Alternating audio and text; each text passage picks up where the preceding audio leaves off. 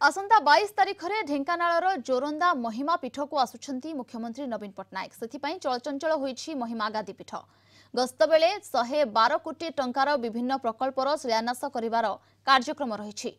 अखंड ज्योति मंदिर धुनी मंदिर मुख्य गादी मंदिर उन्नति सहित पार्क रास्ता घाट मुखशाला पर्यटक मानक पई गेस्ट हाउस भली विभिन्न उन्नतिमूलक कार्य हेबा नै स्थिर होईछि।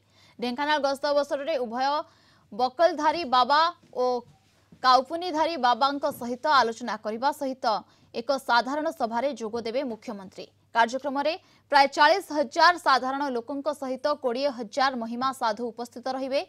सेपटे मुख्यमंत्री गस्त को दृष्टि रखी राज्य बीजेडी संगठन संपादक तथा ढेंकानाळ पर्यवेक्षक प्रणव प्रकाश दास, विधायक सुधीर कुमार सामल, जिलापाल मनोरंजन मल्लिक, स्थानीय सरपंच और उभय बकलधारी और कौपुनीधारी बाबा उपस्थित रही मुख्यमंत्री गस्त नहीं आलोचना करिसेंती। वर्तमान ओडिशा सरकार सेतिपई अग्राधिकार देइसेंती, हाथ बढ़ाइसेंती, अनुदान आसुची। ए जोरंदा महिमा गादीर उन्नति कल्पे 112 कोटी टंका ओडिशार माननीय मुख्यमंत्री प्रदान करिसेंती। तापरे पुणी से आसंता 22 तारिख रे आसुछंती।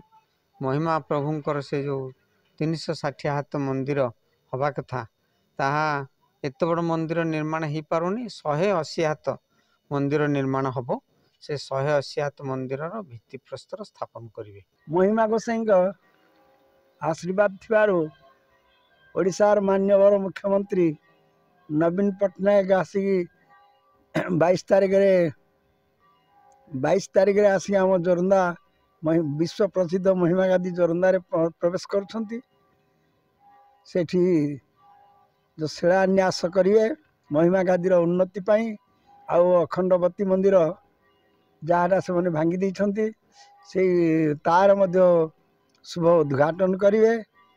मान्यवर मुख्यमंत्री आसवाटा समस्त हृदय भितर गोटे कौतूहल सृष्टि होती। समस्त मन में गोटे आनंद आनंदर भाव लहरी उठी पड़ी। मुख्यमंत्री दीर्घ दायित्व नेला 23 वर्ष भितर 5T जो 5T अध्यक्षर जो भिजिट है भितर से मैंने बहुत माने अनुरोध करते समस्त मठबाड़ी मंदिर ता भीतर ये भी महिमा गादी थिला।